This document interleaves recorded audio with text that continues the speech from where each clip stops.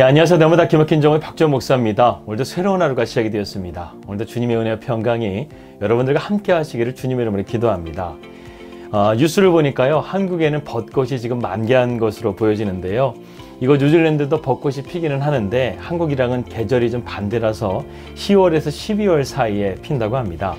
아는 지인께서 오늘 제주도에서 벚꽃이 핀 사진을 보내주셨는데요. 역시 한국에 벚꽃 많은 것은 없는 것 같습니다. 정말 아름답더라고요. 여러분, 새로운 봄이 오고 있습니다. 이제 모든 염려와 걱정을 다 잊고 새 희망을 가지고 소망을 가지고 믿음으로 나아가시는 우리 날마다 기막힌 정의 식구들이 되시기를 주님의 이름으로 기도합니다. 2022년 4월 7일 날마다 기막힌 정의 시작합니다.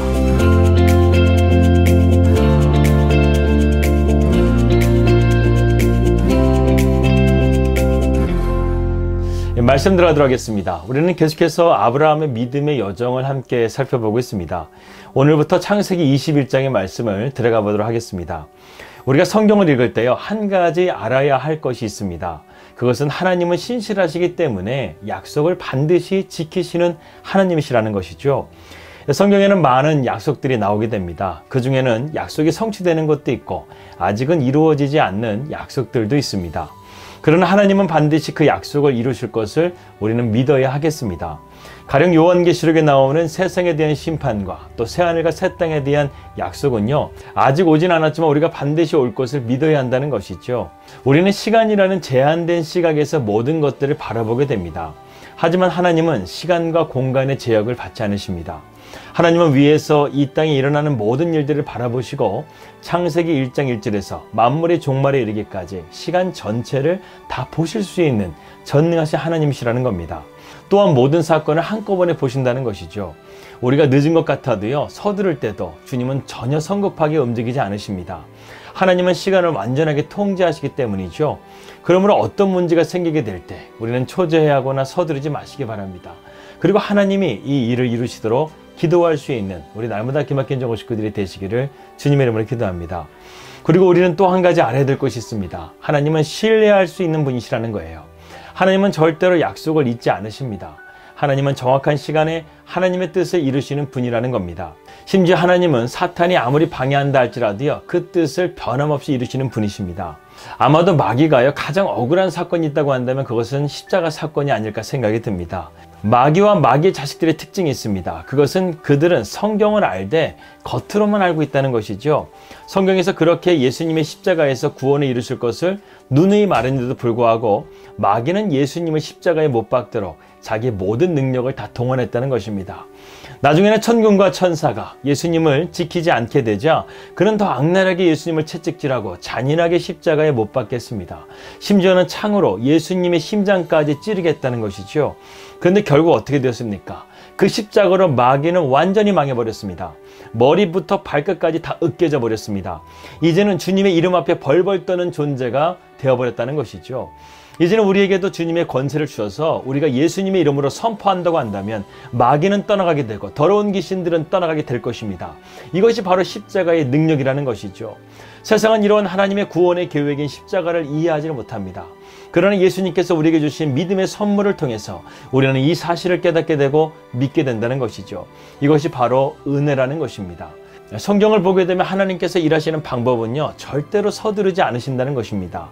그리고 하나님의 일은 언제나 완벽한 타이밍에 이루어지게 되는 것을 우리는 볼 수 있습니다.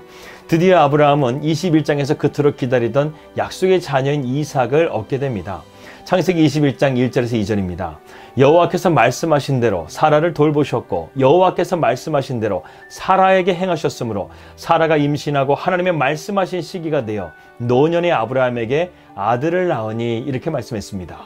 여기서 말하고 있는 이 시기, 즉 시간은요, 하나님의 카이로스의 때 약속이 이루어지는 시간을 의미합니다. 25년 전에 하나님은 한 부부를 정하셨고 그들로 하여금 주님께서 약속을 주시고 그들은 그 약속을 붙들고 갈대아 우르를 떠나서 가나안 땅까지 들어오게 되었습니다.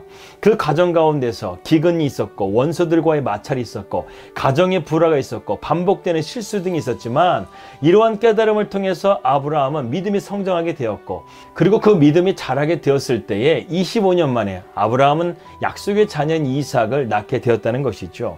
이 약속의 시간, 하나님의 타이밍이라고 하는 이 시간은요, 히브리인들에게 아주 심오한 의미를 가지고 있습니다.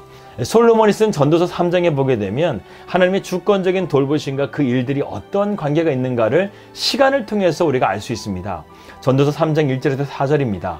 범사의 기한이 있고 천하 만사에 다 때가 있나니 날 때가 있고 죽을 때가 있으며 심을 때가 있고 심은 것을 뽑을 때가 있으며 죽을 때가 있고 치료할 때가 있으며 헐 때가 있고 세울 때가 있으며 울 때가 있으며 웃을 때가 있으며 슬퍼할 때가 있고 춤출 때가 있다 그랬습니다. 이 전도서 3장을 보게 되면 전도자는 여기서 때라는 단어를 무려 28번이나 사용하고 있습니다. 이것은 우리가 명명할 수 있는 모든 인간사를 다 다룬다는 것이죠.